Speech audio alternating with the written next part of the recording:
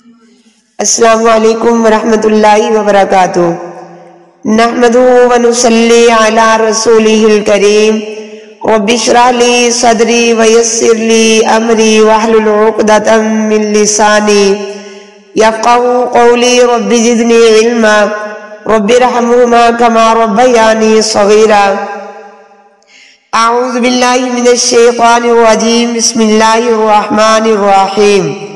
ثم قست قلوبکم، پھر سخت ہو گئے دل تمہارے، من بعد ذالک، بعد اس کے، فہی کالحجارۃ، پس وہ پتھر کی طرح ہے، او اشد قسوہ، یا زیادہ سخت سختی میں، وَإِنَّ مِنَ الْحِجَارَةِ، اور بے شک بعض پتھروں سے، لما یتفجر، ضرور پھوٹ نکلتی ہے، منہ الانہار، اس سے نہریں، وَإِنَّ مِنْهَا، اور بے شک بعض پتھروں سے، لما یشقق، ضرور پھٹ جاتا ہے، فَيَخْرُجُ، پس نکلتا ہے، مِنْهُ الْمَاءُ، اس سے پانی، وَإِنَّ مِنْهَا، اور بے شک بعض پتھروں سے، لما یحبط، ضرور گر پڑتا ہے، من خشیت اللہ، اللہ کے ڈر سے، وَمَا اللَّهُ بِغَافِلٍ عَمَّا تَعْمَلُونَ،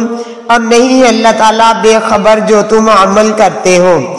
اس آیت مبارکہ میں اللہ تعالیٰ نے یہود کی شدید سنگ دلی کی کیفیت کا تذکرہ کیا ہے، یعنی مقتول کا معجزانہ طور پر زندگی مل جانے کے بعد چاہیے تو یہ تھا کہ ان کے دل نرم پڑ جاتے، مگر ان کے دل اتنے سخت ہو گئے کہ اللہ تعالیٰ ان کی اس بے راہ روی کی وجہ سے اتنے سخت الفاظ بول رہے ہیں کہ جب ہیلا بہانہ کیا جائے تو دل پتھر کی طرح سخت ہو جاتے ہیں۔ دیکھا جائے تو یہ لوگ کون لوگ تھے؟ یہ وہی لوگ ہیں، یا بنی اسرائیل اذکروا نعمتی التی انعمت علیکم وانی فضلتکم علی العالمین، جن کو اللہ نے پورے جہان پر فضیلت دی تھی۔ یعنی 1400 برس ایسے گزرے کہ کوئی لمحہ بھی ایسا نہ تھا کہ ان کے اندر کوئی نبی موجود نہ ہو، لیکن یہ اپنی بدعملی اور حیلہ سازی، نافرمانی کرنے کی وجہ سے اس قدر آگے نکل گئے کہ اللہ نے فرمایا ثم قست قلوبکم، کہ ان کے دل پتھر کی طرح سخت ہو گئے۔ پھر اللہ تعالیٰ نے مثال دی کہ بعض پتھروں سے نہریں پھوٹ پڑتی ہیں، بعض پھٹ پڑتے ہیں، بعض اللہ کے خوف سے پتھر گر پڑتے ہیں۔ قابل غور ہے کہ دل کی سختی کی مثال اللہ نے پتھر سے کیوں دی ہے؟ اس لیے کہ پتھر لوہا اور سیسا سے بھی زیادہ سخت ہوتا ہے، کیونکہ لوہا آگ میں پگھل جاتا ہے، پتھر نہیں پگھلتا۔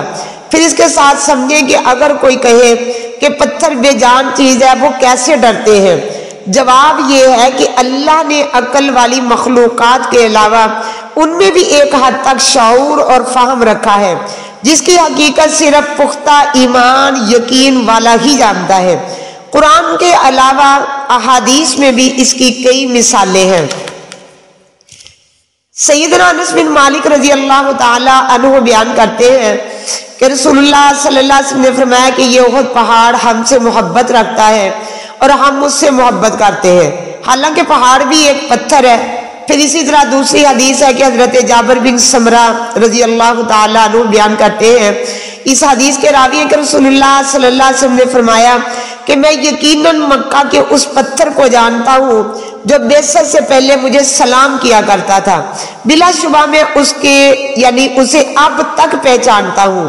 تو دوسری حدیث میں نبی صلی اللہ علیہ وسلم نے حضرت عبداللہ بن عباس رضی اللہ تعالیٰ عنہ سے روایت ہے کہ نبی صلی اللہ علیہ وسلم نے فرمایا اس پتھر حجر اسود کو قیامت کے دن لایا جائے گا، اس کی 2 آنکھیں ہوں گی جن سے یہ دیکھے گا، اور زبان بھی ہوگی جس سے یہ کلام کرے گا، یعنی جو اس کا بوسہ لینے والا ہے اس کے حق میں، اور جس نے ایمان کی حالت میں ثواب کی نیت سے اسے بوسہ دیا ہوگا، قیامت کے دن یہ اس کے حق میں بھی گواہی دے گا۔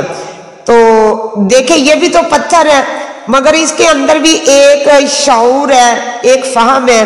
تو اللہ تعالیٰ اپنی رحمت کے ساتھ ہم کو رمضان مبارک کا عمرہ نصیب فرمائے، اور اللہ تعالیٰ اپنی رحمت کے ساتھ ہم سب کو صحت اور عافیت والی زندگی سے نوازے۔ اللہ تعالیٰ ہم سے، ہماری اولادوں سے جی بھر کے دین کا کام لے۔ سبحانک اللہم و بحمدک اشہد ان لا الہ الا انت استغفرک و اتوب الیک۔ السلام علیکم ورحمۃ اللہ۔